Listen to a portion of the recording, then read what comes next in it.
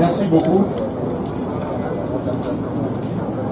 Mesdames et messieurs les membres du comité stratégique du M5 RFP,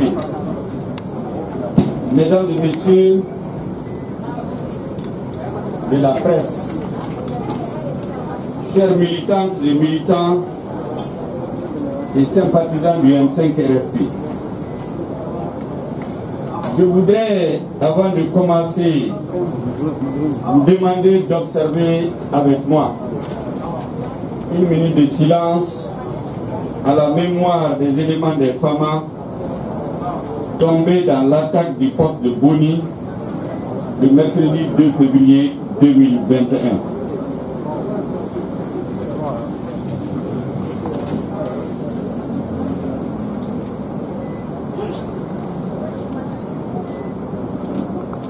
Merci beaucoup. Je voudrais en votre nom souhaiter prompt rétablissement aux blessés et présenter nos condoléances attristées aux familles et aux femmes dans leur ensemble. Je voudrais aussi saisir l'occasion pour féliciter les aigles du Mali en votre nom suite à leur qualification pour la finale du CHAN 2021. Nous leur souhaitons bonne chance et victoire en finale. Mesdames et messieurs, la dernière conférence de presse du M5 RFP, tenue le 22 décembre 2020, après la mise en place du CNT, avait exposé ici, dans les grandes lignes, la vision M5 de la transition. Nous avons aussi exposé nos griefs contre le régime militaire déguisé qui a pris en otage toutes les institutions de la République. Les questions sécuritaires, nous avons aussi dit ici que nous voulons une transition de rupture avec l'ancien système, que nous voulons un changement de la trajectoire de la transition. Nous avons espéré que notre message serait entendu. Mais aujourd'hui, le M5 RFP, à travers son comité stratégique, voudrait livrer aux Maliens, des Maliens, de l'intérieur et de la diaspora, à la communauté internationale, son analyse d'étape de la conduite de la transition après 4 mois d'exercice. Mesdames et messieurs, nous avons fait le constat amer, entre autres, que nous avons une oligarchie militaire qui a remplacé l'ancienne oligarchie familiale, qui a pris toutes les institutions en otage, qui viole les lois, qui enlève et fait séquestrer les citoyens, s'en prend aux plus faibles, protège les riches et les barons de l'ancien régime. Nous avons aujourd'hui un pouvoir qui a échoué dans la sécurisation des citoyens et de leurs biens. Et nous voyons tous les jours que les mouvements terroristes étendent leur influence au sud et à l'ouest et à l'est du pays. Les situations sont connues aujourd'hui à Nyono, à Ségou, à Banamba, à Kolokani, à Nara, à Kaguru, à Kolonyeba, à Yoroso, à Koutiala. Les populations manifestent partout contre l'insécurité. À Ansongo, à Gao, à Tombouctou, à Moki, etc., etc. Les revendications du peuple malien, portées par les M5 RFP du 5 au 18 juillet, du 5 juin au 18 juillet, au 18 août 2020, sont abandonnées au profit de la perpétuation des pratiques et méthodes de l'ancien régime. violation systématique et continue des lois et textes régissant la République. Tout est soumis à la volonté des autorités militaires qui gèrent de facto le pays. Pas de justice pour les victimes des 10, 11, 12 juillet 2020, ainsi que celles de Caï et de Sikasso. Pas de processus inclusif de préparation des élections. Le M5-RMP a fait une déclaration à ce effet. Nous avons le cas assez symptomatique qui se développe aujourd'hui autour du ministère de l'administration territoriale. Voilà un ministère qui ignore totalement le décret du 8 janvier 2021 qui a dissous la CENI. Ce ministère donc invite le 11 juillet les partis politiques et la société civile pour parler des futures élections. Il invite la même CENI qui avait été dissoute depuis le 8 janvier par le gouvernement par décret.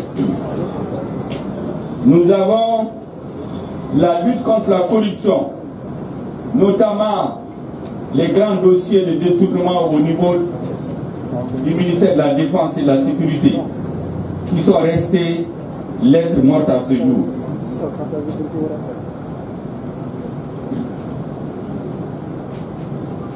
Mais au-delà de tout, nous avons le Conseil national de transition, organe illégitime et illégal, ne représentant aucune organisation, aucune région, aucun cercle. Les membres nommés dans le camp militaire à titre individuel. Cet organe doit être purement et simplement dissous. Mesdames et messieurs, un accent particulier est mis sur la mise en œuvre de l'accord pour la paix et la réconciliation nationale. Nous avons dit au M5-RMP dans nos différentes communications que l'ensemble du peuple malien a exigé, toutes tendances confondues, une relecture de l'accord afin de s'assurer de l'intangibilité des 4 principes: l'unité nationale, la souveraineté de l'État malien sur l'ensemble du territoire, la forme républicaine et laïque de l'État et l'intégrité du territoire national. C'est le lieu, mesdames et messieurs, de rappeler que du 17 au 24 janvier 2012, des braves soldats maliens se battant précisément pour préserver ces 4 principes dont je viens de parler ont été lâchement assassinés à Guelok. Parmi ces jeunes auxquels il y aura un hommage mérité, nous avions, contrairement à ce qui se dit dans un certain nombre de milieux, des jeunes arabes et touaregs, des jeunes soraïs, des jeunes bamana, des jeunes peul, des jeunes gogo, des jeunes sarakol, autrement dit, des véritables Maliens qui se sont sacrifiés pour préserver l'intégrité de leur territoire. Vous vous souviendrez qu'à cette occasion, ils ont été lâchement assassinés. Mais de façon encore plus cruelle, nos frères arabes et touaregs qui se battaient sous le drapeau du Mali, eux ont été égorgés, éventrés, comme pour se venger d'eux, à cause de l'attachement à la République. 9 ans jour pour jour, le 25 janvier 2021, comme pour célébrer, nous avons une mission de 5 ministres qui se rendent à Kidal à coup de grande publicité. Pour quel résultat? Une mission prévue pour 48 heures, pour 2 jours, s'est terminée au bout de 2 heures en queue de poisson. Et nous avons assisté à des scènes surréalistes. Un membre de cette délégation, officier de son État, qui s'affiche avec un personnage qui avait sur lui l'effigie de la fantomatique République de l'Azawad. Je crois honnêtement que ça se passe de commentaires. On ne parle plus de la réélecture de l'accord demandé par tous les Maliens. Mais ce qui est encore plus révoltant, c'est que le même jour, la SEMA se réunit et décide de créer 2 zones de défense dans les Hausa et le Gourmand malien et nomme des commandants de zone. Véritable provocation. Mais ce qui est plus grave, c'est le silence de mort du gouvernement malien. C'est le silence de la communauté internationale. C'est le lieu, mesdames et messieurs, de rappeler à ceux qui l'ont oublié au niveau du gouvernement, de la communauté internationale, des mouvements signataires de l'accord, que le 30 janvier 2020, le gouvernement du Mali, par décret 034 PRM, le gouvernement du Mali avait créé l'opération Maliko, qui vise, je cite, à rétablir l'état du Mali dans ses fonctions régaliennes dans certaines régions, en s'appuyant sur l'action des forces armées de sécurité, soutenues et accompagnées par une administration publique disponible et performante, afin de répondre aux aspirations légitimes du peuple malien. Fin de citation. L'opération Maliko, il faut le rappeler, prend en compte la coopération transfrontalière, régionale et internationale, comme stipulé dans son article 1, et avait pour objectif d'affirmer l'autorité de l'État sur l'ensemble du territoire national. L'opération Maliko couvre l'intégralité des régions de Gao, de Kidal, de Tombouctou, de Taoudéni, de Menaka, de Mopti, de Ségou. L'opération Maliko comprend 2 théâtres d'opération. Le théâtre S, Gao, Menaka, Kidal, avec le commandement installé à Gao.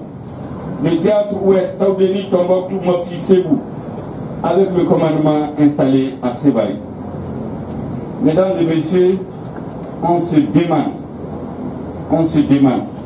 et on pose la question aux autorités militaires qui dirigent notre pays, qui ont pris notre peuple et ses institutions en otage, à la communauté internationale, à la SEMA, qu'en est-il de l'opération Maliko?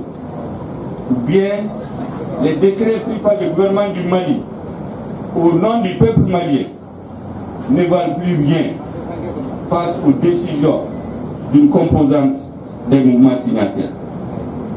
Pour que, comme pour faire de la provocation et insulter et souiller la mémoire de tous les soldats maliens tombés à Guérok et ailleurs depuis 2012, les mouvements séparatistes décident de créer des soi-disant zones de défense dans les Hausa et les Gourmand, en violation, je précise, des termes de l'accord pour la paix et la réconciliation nationale, au nom de laquelle ils prétendent parler, en violation des arrangements sécuritaires reconnus entre les différentes composantes signataires de l'accord, en violation des arrangements obtenus après la catastrophe de Kidal en mai 2014. Toutes ces dispositions, tous ces accords sont violés allègrement avec le silence coupable, j'allais dire l'accompagnement coupable de l'État malien et de la communauté internationale. Je veux ici, mesdames et messieurs, être clair et entendu par tous ceux qui travaillent dans l'ombre et dans les bureaux feutrés, dans les multiples commissions et cercles secrets contre le Mali. Le peuple malien n'acceptera jamais la partition de son territoire.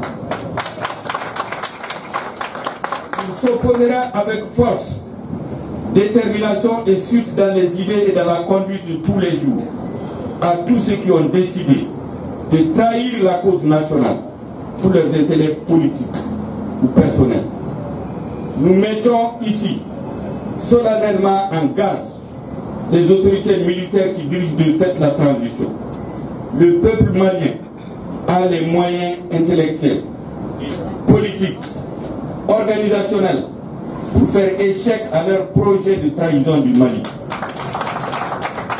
J'en appelle pour cela au peuple malien dans toutes ses composantes, de l'intérieur et de la diaspora, de toutes les régions, du nord au sud, d'est en ouest, de Menaka, Kidal, Gao, Tombouctou, Mopti, Ségou, Sikasso, Koulikoro, Kaye, Bamako, qui se mobilisent et se tenir debout pour défendre l'unité, l'intégrité, la souveraineté de notre pays.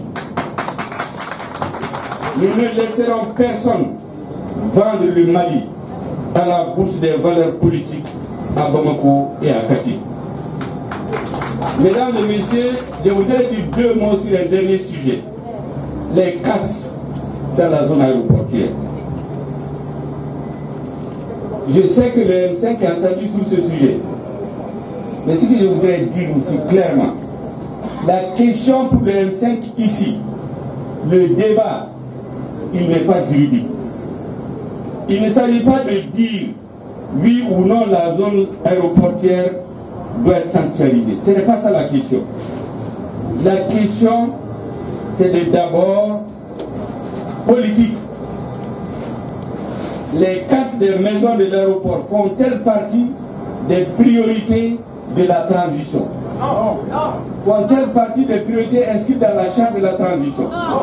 Font-elles partie des doléances des manifestants du 5 juin au 18 août? Mesdames et messieurs, ceux qui ordonnent ces casses, où étaient-ils pendant que les Maliens manifestaient contre l'injustice? Quand les Maliens se faisaient tuer, assassinés par les forces armées, ceux qui décident aujourd'hui, où est-ce qu'ils étaient? Ils se cachaient comme des rats. Un pouvoir politique militaire déguisé, illégitime, peut-il se substituer à un régime démocratique, élu et légitime pour créer des réfugiés à Bamako, en plus des réfugiés venus du nord et du centre? Pourquoi les différents gouvernements élus, démocratiques et légitimes ne se sont pas donnés à de telles opérations de démolition? Mais par-dessus tout, ce qui est grave, c'est la politique de deux poids, deux mesures. Pendant qu'on casse chez certains, pendant qu'on démolit chez certains, il y a des intouchables auxquels on ne touche pas. Puis, il y en a qui continuent de construire. Voilà les questions auxquelles les autorités militaires qui dirigent de fait la transition doivent répondre avant de procéder ou de continuer les casses. On ne peut pas accepter dans le même pays, après la lutte héroïque du peuple malien portée par les M5 RFI, qu'il y ait deux poids, deux mesures, qu'il y ait deux catégories de citoyens.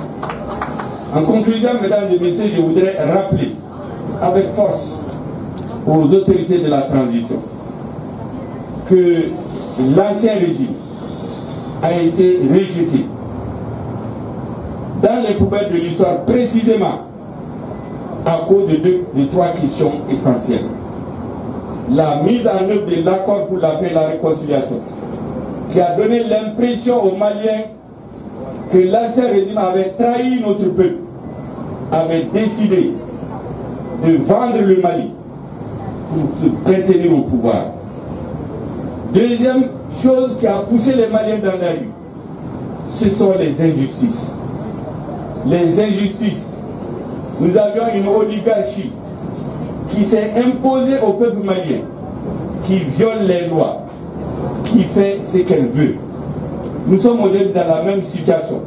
Aucune institution n'a été instituée en respectant la Constitution, la charte de la transition, les décrets choisis et promulgués par les autorités de la transition. J'en veux pour illustration le CNT. J'en veux pour illustration de cette injustice, ce qui se passe aujourd'hui dans la zone aéroportuaire dont les viens de parler. Et enfin, et à Tabakoro, le 10 octobre. Et enfin, les élections. Vous vous souviendrez que le feu a été mis au bout à partir des élections de mars-avril 2020.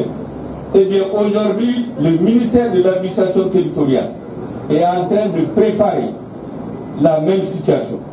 Et nous voulons dire clairement que toutes les manœuvres qui sont en cours, s'il n'y a pas de rectification de la trajectoire de la transition, s'il n'y a pas une rectification du comportement des différentes institutions, s'il n'y a pas de changement dans la façon de préparer et conduire le processus de transformation politique électorale, nous allons nous retrouver dans une impasse à la fin de ce processus. Que Dieu nous en garde. Je voudrais dire donc à ceux qui s'adonnent aujourd'hui à la violation de l'accord pour la paix et la réconciliation, qui s'adonnent à la multiplication des injustices contre les couches faibles et défavorisées du peuple malien, qui préparent des élections frauduleuses, le peuple malien se dressera de toute sa taille sur leur chemin. À bon entendeur, salut.